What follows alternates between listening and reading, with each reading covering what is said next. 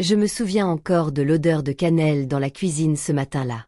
C'était un dimanche froid de fin octobre, de ces jours où l'air extérieur vous pique les joues comme de minuscules aiguilles.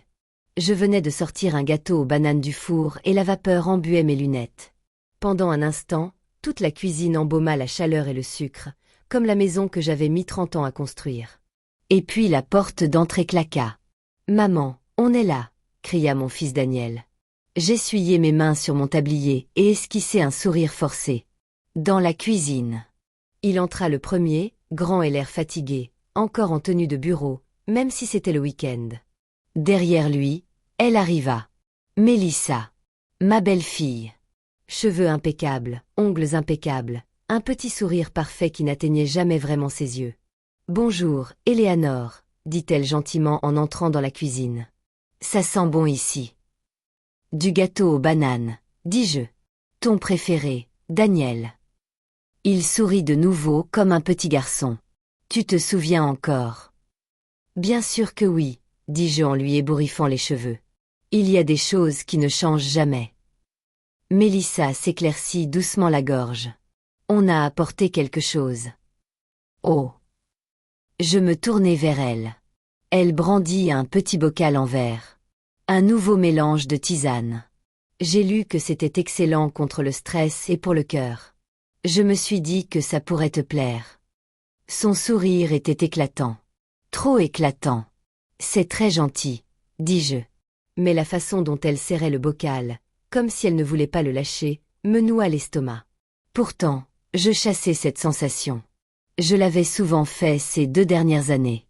Depuis que Daniel l'avait épousée, Mélissa avait fait irruption dans nos vies comme un orage d'été. Soudaine, bruyante et impossible à ignorer. Ils s'étaient rencontrés lors d'un événement de réseautage. Il avait dit qu'elle travaillait dans le conseil, même si je n'avais jamais vraiment compris ce qu'elle faisait exactement. Elle parlait toujours en termes vagues et creux, comme dans une entreprise. Synergie, positionnement sur le marché, exploiter les opportunités. Mais ce qui m'avait surtout frappé, c'était sa rapidité d'action. 3 mois après leur rencontre, elle emménageait chez Daniel. 6 mois plus tard, ils se fiançaient. Et exactement 1 an après leur rencontre, ils se mariaient. À la cérémonie, elle portait une robe qui coûtait plus cher que ma voiture. Ses parents sont arrivés en limousine et ont passé toute la réception à vanter ses goûts et son ambition.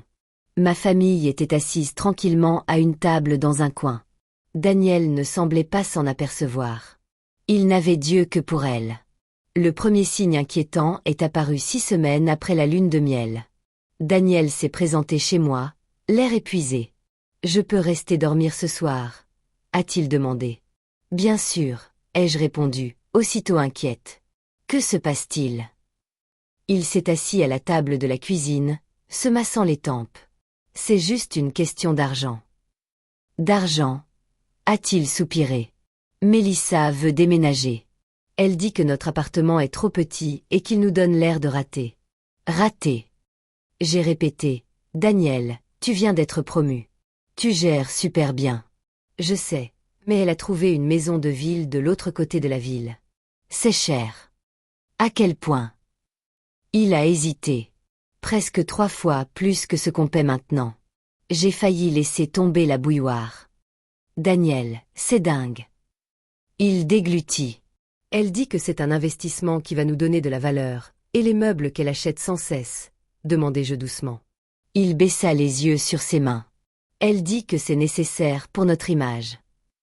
Je ne dis pas ce que je pensais. Cette image ne valait rien si on n'avait pas les moyens de vivre.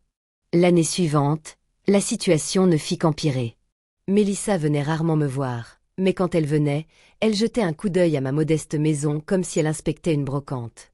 « Vous habitez ici depuis longtemps, n'est-ce pas ?» Elle répondait « Oui, depuis que Daniel a 5 ans. » Elle hochait lentement la tête. Ça a du cachet. Du cachet. C'était son insulte polie préférée. Un après-midi, elle se tenait dans mon salon, les yeux rivés sur le vieux meuble en bois que mon défunt mari avait fabriqué. « Tu sais, dit-elle, le quartier prend de la valeur. Tu pourrais vendre et déménager dans un endroit plus petit. » Je la regardai. Pourquoi ferais-je une chose pareille? Eh bien. Elle haussa les épaules. Tu es seule. C'est juste de l'espace perdu. J'ai senti une angoisse terrible. Cette maison n'est pas perdue. C'est chez moi. Elle a esquissé un sourire. Bien sûr, je raisonne de façon pragmatique. C'est à ce moment-là que j'ai compris. Mélissa ne voyait pas des personnes. Elle voyait des biens. 6 mois plus tôt, Daniel était revenu. Mais cette fois, il n'était pas seulement fatigué. Il avait l'air abattu. Ils veulent que je me porte caution pour un prêt, a-t-il dit doucement. Qui? Mélissa et ses parents. Ils montent une entreprise. Quel genre d'entreprise? Il a hésité. Je ne sais pas vraiment. J'ai eu un mauvais pressentiment. Daniel, ai-je dit doucement. Si tu ne comprends même pas, tu ne devrais rien signer. Il a hoché la tête. Je sais, mais Mélissa dit que c'est important pour notre avenir. Et ton avenir si ça ne marche pas? Il n'a pas répondu. 2 semaines plus tard, il m'a appelé. Maman, on a du retard sur le crédit immobilier. J'ai eu l'impression que le sol se dérobait sous mes pieds. Que s'est-il passé? L'affaire n'a pas marché, et les mensualités du prêt sont astronomiques. Mélissa dit, on a juste besoin d'un petit coup de pouce pour s'en sortir. J'avais le cœur brisé pour lui. Combien? Un long silence s'ensuivit. 40 000. J'ai failli m'étouffer. Daniel, je n'ai pas cette somme. Si, tu l'as, dit-il doucement. Mes mains se mirent à trembler. Que veux-tu dire par la maison? Mélissa dit que si tu la vends, on pourrait tout rembourser. Voilà. Le vrai plan. Je n'ai pas fermé l'œil de la nuit. J'ai parcouru la maison, touchant les murs, les encadrements de portes, les vieilles photos. Chaque recoin était chargé de souvenirs. Mon mari peignant le salon, Daniel apprenant à marcher dans la cuisine, les matins de Noël, les fêtes d'anniversaire. Cette maison n'était pas qu'une construction de bois et de briques. C'était ma vie, et ils voulaient la vendre comme si c'était un meuble. Le dimanche suivant, ils sont venus tous les deux. Mélissa arborait un sourire crispé. Daniel évitait mon regard. On y a réfléchi, commença-t-elle, assise à table comme si elle était chez elle. Ce serait mieux pour tout le monde si vous déménagiez dans un logement plus petit. Plus petit, répétai-je. Oui, dit-elle. Vous pourriez emménager dans un bel appartement pour retraités, quelque part de simple, et l'argent de la vente de la maison réglerait tous nos problèmes. Nos problèmes, répétai-je.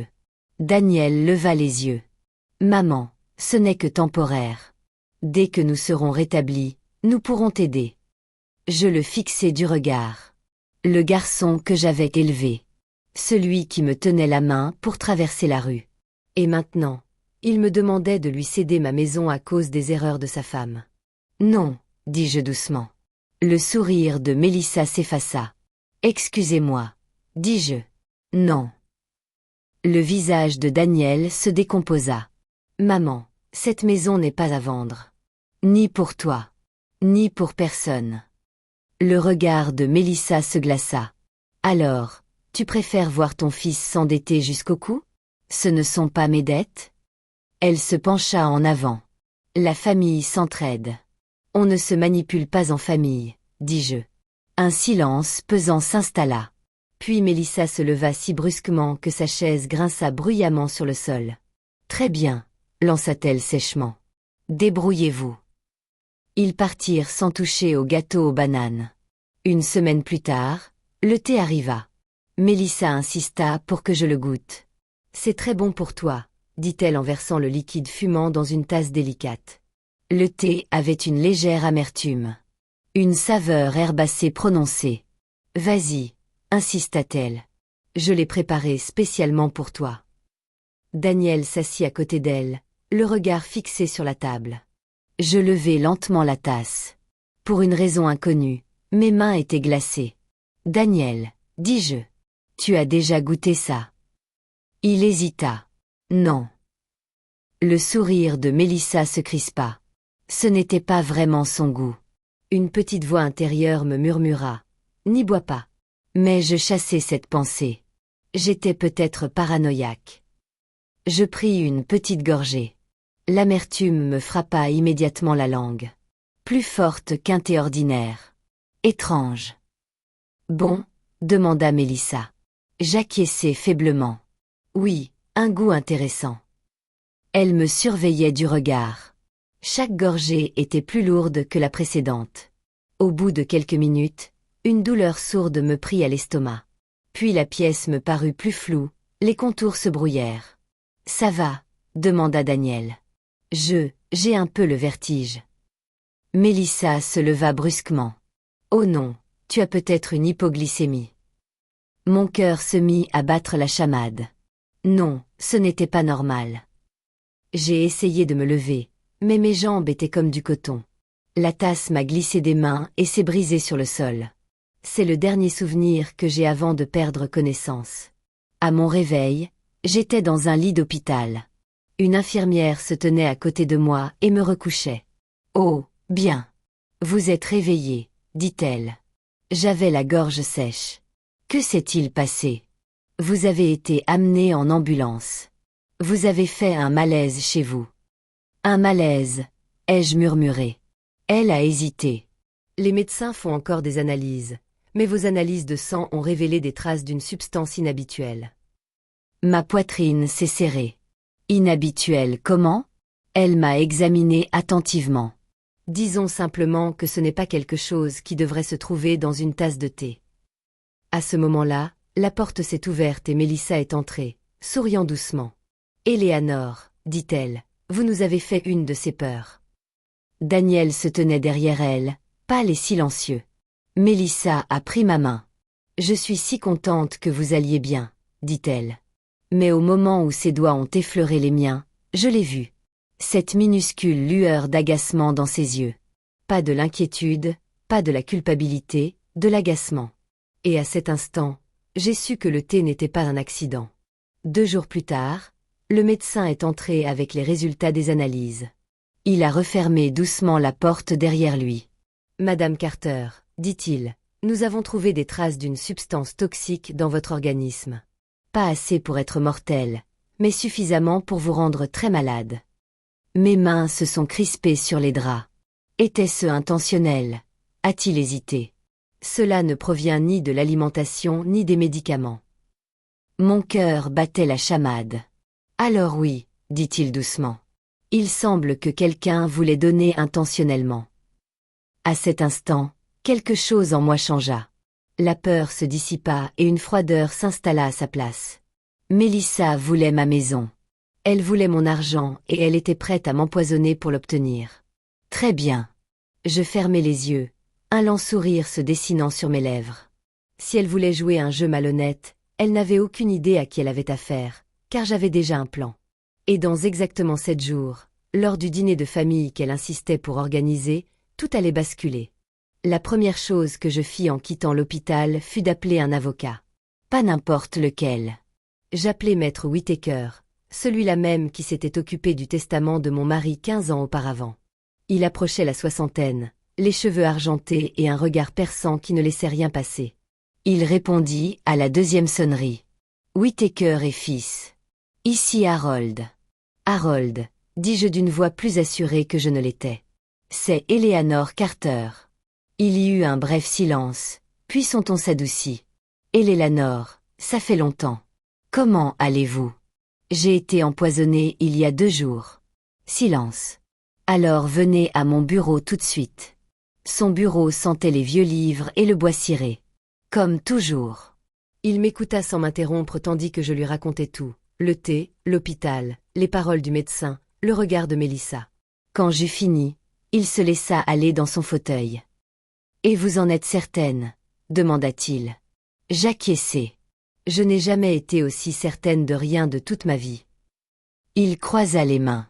« Voulez-vous porter plainte ?»« Pas encore, dis-je. » Il haussa un sourcil. « Pas encore, dis-je en me penchant en avant. Je veux d'abord lui donner une leçon. » Un lent sourire se dessina sur son visage. J'espérais que vous diriez ça. Nous passâmes l'heure suivante à examiner des documents. Mon testament, mes économies, l'acte de propriété, tout. Actuellement, dit-il en ajustant ses lunettes, votre fils est votre principal bénéficiaire. Oui. Et si vous veniez à décéder subitement, tout ça lui reviendrait. Et par extension, ai-je murmuré, à elle aussi. Il acquiesça. Je fixai le papier devant moi. 30 ans d'économie, une maison entièrement payée, toute ma sécurité. Tout. À une tasse de thé près de tomber entre les mains de Mélissa. Changeons ça, dis-je. Il me tendit un nouveau document. Qui voulez-vous comme bénéficiaire? Je réfléchis. La fille de ma sœur, Anna, me vint immédiatement à l'esprit. Elle venait me voir chaque semaine, m'aidait à faire les courses, et ne demandait jamais rien en retour. Anna, dis-je. Ma nièce. Il acquiesça et se mit à taper. Et votre fils? Demanda-t-il. J'hésitai. La douleur dans ma poitrine me surprit. Je l'aimais encore. Bien sûr que oui. Mais l'amour ne signifiait pas que je devais le laisser me détruire. Laissez-lui $1, dis-je doucement. Monsieur Whittaker leva les yeux. $1? Oui. Comme ça, personne ne pourra contester le testament et dire que je l'ai oublié. Il hocha lentement la tête, approuvant d'un signe de tête. Très intelligent. Mais le testament n'était pas le véritable plan. Le véritable plan, c'était le dîner. Mélissa avait insisté pour organiser une soirée en famille afin de fêter ma guérison. Ce sera sympa, avait-elle dit au téléphone. On préparera tes plats préférés, comme avant. Sa voix était dégoulinante de douceur. J'en sentais presque le poison. Oui, lui avais-je répondu. Ça a l'air charmant, et ça le serait pour moi.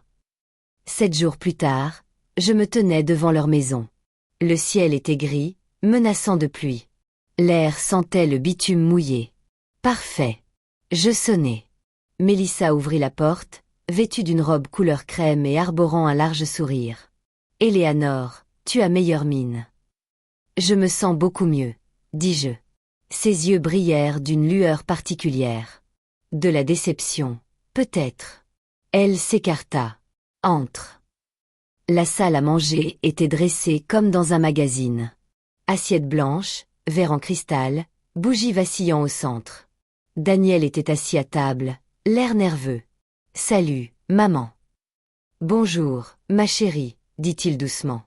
Je l'embrassai sur la joue. Il sentait l'après-rasage et le stress. Mélissa frappa dans ses mains. « Le dîner est presque prêt. J'ai préparé du poulet rôti, de la purée et une tarte au citron. Ça a l'air délicieux, dis-je. Mais je ne m'assis pas. Au lieu de cela, je posai délicatement mon sac à main sur la table. Mélissa fronça les sourcils. Tu n'as pas faim. Aussi, dis-je. Mais d'abord, j'ai apporté quelque chose. Ses yeux s'illuminèrent. Tu n'étais pas obligé. C'est important. L'interrompis. Je sortis une grande enveloppe et la posai sur la table. Daniel cligna des yeux. Qu'est-ce que c'est? Mon testament. Un silence complet s'installa dans la pièce. Les yeux de Mélissa s'écarquillèrent. Ton testament. Oui, dis-je calmement. Je me suis dit qu'après ma petite visite à l'hôpital, il était temps de régler mes affaires. Elle essaya de le cacher, mais je vis l'excitation traverser son visage. Oh, Éléanore, dit-elle doucement. Tu ne devrais pas penser à ce genre de choses. Je ne suis pas d'accord, ai-je dit. Je pense qu'il est très important de savoir où tout cela va mener. Daniel s'est agité sur sa chaise. Maman, tu n'es pas obligée d'en parler maintenant. J'en ai envie. Je leur ai tendu l'enveloppe. Vas-y, dis-je. Ouvre-la. Mélissa n'a même pas hésité. Elle l'a déchirée et en a sorti les documents, les parcourant rapidement du regard. Son sourire s'est élargi. Je le voyais dans ses yeux. La maison, les économies, les meubles, tout. Elle pensait avoir gagné. Puis son expression a changé. Elle a froncé les sourcils. Elle a tourné la page, puis la suivante. Qu'est-ce que c'est? A-t-elle murmuré. Daniel s'est penché. Qu'est-ce qui ne va pas? Elle lui a tendu le papier. Lis-le. Ses yeux ont parcouru la page. Il est devenu livide. Maman, qu'est-ce que c'est? J'ai croisé les mains calmement. Mon Nouveau Testament. La voix de Mélissa s'est élevée. Tu as tout légué à Anna, ta nièce. Oui. Et Daniel reçoit. Elle a tourné la page à nouveau, les mains tremblantes. $1. J'ai hoché la tête.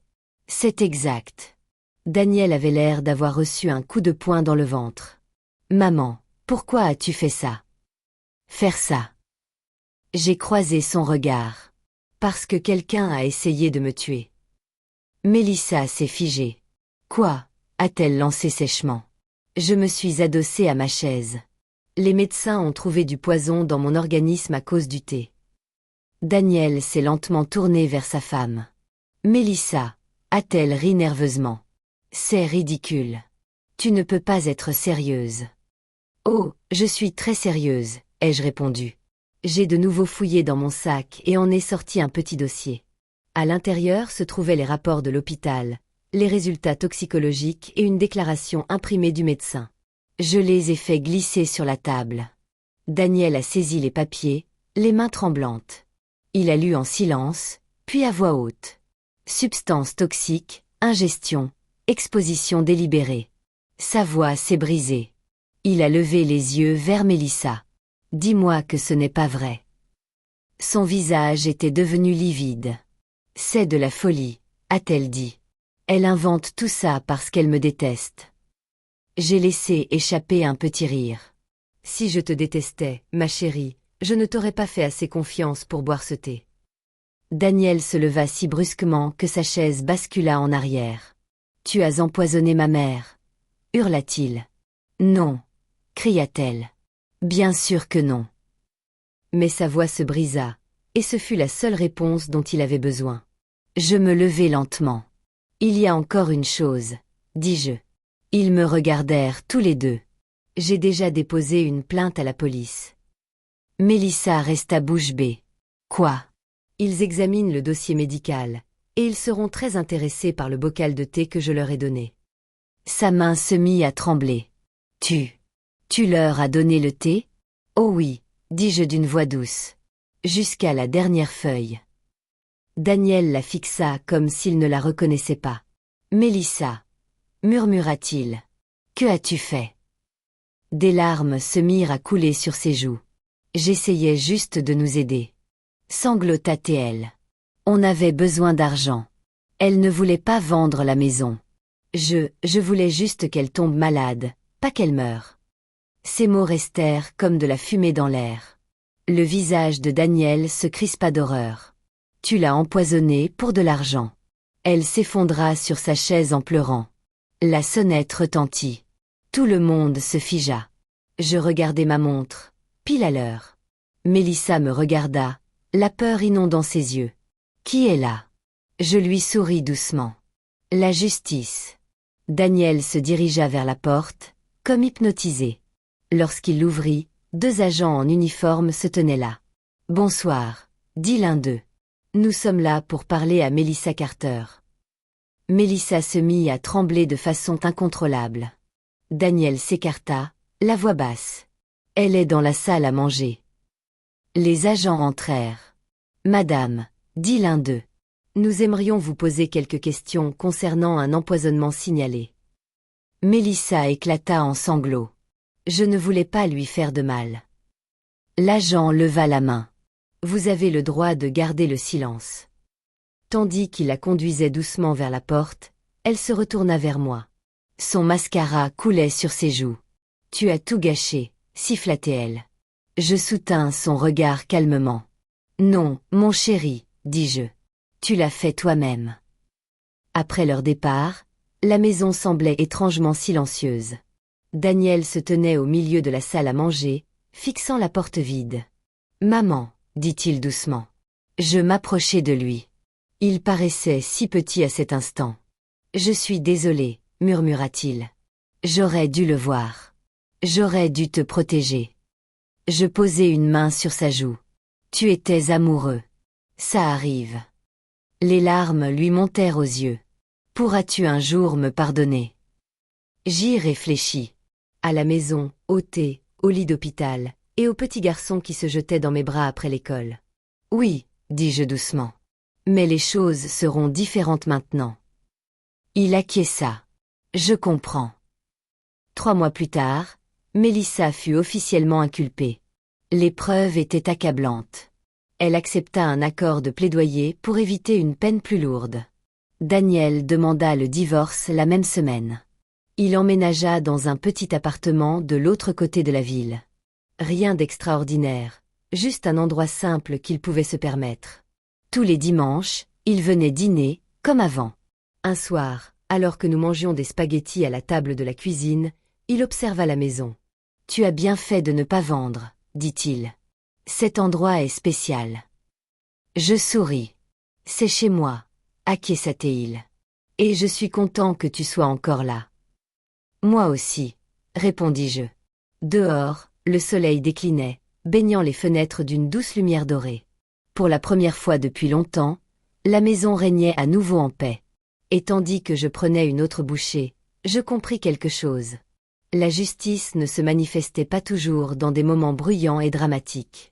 Parfois, elle se manifestait discrètement, par un document signé, par un coup à la porte, ou par la simple satisfaction de savoir que celui qui avait tenté de vous empoisonner était celui qui avait finalement subi les conséquences les plus amères de ses actes.